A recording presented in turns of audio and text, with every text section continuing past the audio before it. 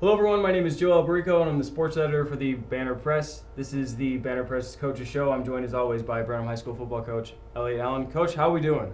Doing good. Trying to stay dry. I hear you. Coach, I think everyone in Brenham is pretty much well aware of what happened on Friday night. Your Cubs erased a 24-point halftime lead. You guys outscored Georgetown East View 28-3 in the second half to pull out a 35-34 victory. Quite an exciting game.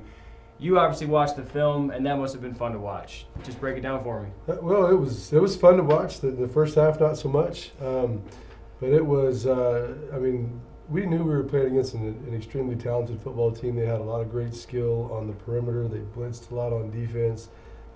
We opened the game, had a defensive stop, and then forced a punt, and then kind of marched down offensively, and things looked to be pretty good. And then they big played us a few times with their offense, and then we went through a stretch of, I can't remember if it was 4 or 5, almost 3 and outs, and we just got back into shooting ourselves in the foot and didn't play well. And then the second half, really at halftime we made a couple of adjustments, and our goal was to just go out and just take the momentum and just see what happened after that. And it snowballed, and it was exciting to be a part of that second half.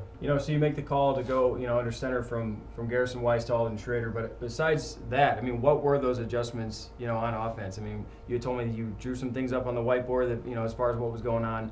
What changes did you have to make? Well, I think offensively, our offensive staff just went in. They drew up. We kind of changed the way we were blocking the power play and had a little quarterback power run play. But more than anything else, it's just getting them on the board and showing them, this is what's occurring, this is what we thought was going to happen, this is a new wrinkle, and just, going forward from there. Defensively, we had a difficult time matching up to their speed with our defensive backfield, so we went to a lot more zone concept defense in the second half, which makes you a little bit light in the box for the run. You lose some safety support in the run. So our defensive line, I felt like, did a nice job of at least slowing that run down so that we could be in the zone in the back end. As far as scoring points, it's hard to point to one kid because obviously Alden coming in and engineering 2 quick touchdown drives. I think it was 4.5 minutes. You guys put 14 on the board in that third quarter. And Garrison Weiss obviously comes back in after Schrader goes down with an injury. And Zyron Smith, Tyree Jackson, your son Hayden, Jackson Mueller. There were so many different guys to look at. What do you feel like really stood out for you as you're watching it all unfold? To be honest, the offensive line. Those are the guys that you don't necessarily see, but if you'll notice in the second half, our quarterback, they didn't get close to whether it was Alden or Garrison. They kept those guys out of there. We did a better job blocking the run, and we kept our quarterbacks clean. That gave us a chance to make some plays down the field. I'm glad you mentioned the defense because your offense scores 28 points. It doesn't matter, if the defense continued to play the way it had in the first half. And, you got to give those guys credit because giving up 3 points, they had every reason to feel down on themselves after that first half. You got to give it to the kids for being able to make those adjustments because that was a very impressive turnaround. Well, they did. And like I said, we're a very young football team. And whether it's, young and how old they are or essentially like their experience on varsity, whatever the case may be there. But we're a big momentum team right now. Like if things are not going well, we just sort of suck into that trap of mistakes and whatever. And if things are going well, then we can play with anybody. And so I think our big challenge will be, you have to play yourself out of some bad plays, and momentum can't be such a big deal for us. We have to make some plays when things aren't going well, and block and tackle and do the things that we're supposed to do in those situations. This team has put together some pretty impressive second halves, but where do you think the key lies for this team to put together 4 complete quarters?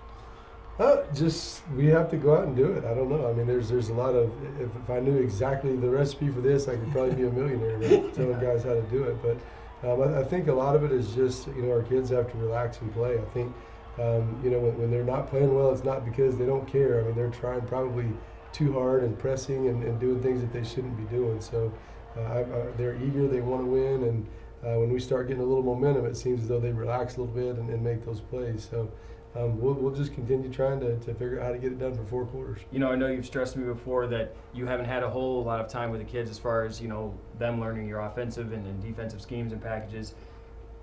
They put it together in the second half. Do you feel like your team has taken a step forward as far as the learning process and putting it on the field? Because they certainly saw what can happen when they do. I do. I feel like every week they've done that, and certainly it's good to get a win. It kind of validates the all the work and all the things that are going into it. But I mean, I feel like they've gone out and they've been pretty mature as a football team, and they've improved every single week. And this week we did, and we got a win, and it's exciting for our kids. So you're 1-1 in District 13 5A, and you've got a road matchup against Marble Falls. A long road trip for you guys this Friday. Marble Falls 2-3 overall, 0-2 in the district, and 57-50 shootout loss for them against Elgin last week. You look at on paper, nothing really jumps out. Their stats are kind of all over the board. They've kind of utilized a 2-quarterback system, and several different ball carriers have been utilized as well. What can you tell us about Marble Falls? What are you expecting from them offensively and defensively? Well, we have started watching those guys on tape, and I think they're a good football team. They are defensively, they're a 3-4 scheme. We've been seeing kind of a 4-3 the last several weeks, and then last week was a 3-3 stack. But so we'll see a lot of blitzes, a lot of pressures. Almost every down, they're gonna bring some kind of pressure on defense. Offensively, I think they're a cross between Eastview and Cedar Creek. I mean, they're similar to Cedar Creek in that their offensive line play is, they are very sound with their offensive line. They get a body on a body, but they also throw the ball really, really well. They've got one of their quarterbacks, and their main quarterback is a 6'5" kid that can run the football, but more importantly, and something that we haven't seen this year, is a quarterback that can extend a play. He'll kind of scramble around a little bit, but he's keeping his eyes down the field, and they run very precise routes. And so it'll be a challenge for us. We're going to have to get better this week. All right, Coach. Well, hey, good luck this week. Hope you guys get your second district win, and it was just as exciting as last Friday. So thank you for joining us, everybody. We will see you next week.